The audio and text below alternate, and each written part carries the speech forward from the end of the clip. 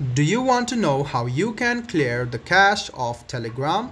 If yes, then this video is for you.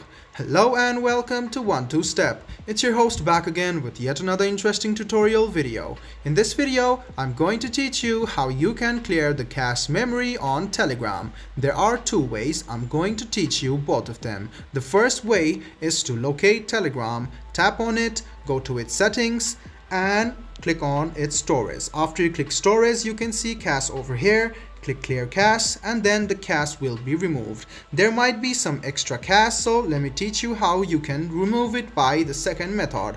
Go ahead and open Telegram, click on your menu, go to settings, scroll a bit down, go to data and storage and click on storage uses. You can see there's option of clear cache over here as well, so go ahead and click clear cache and click on clear cache again.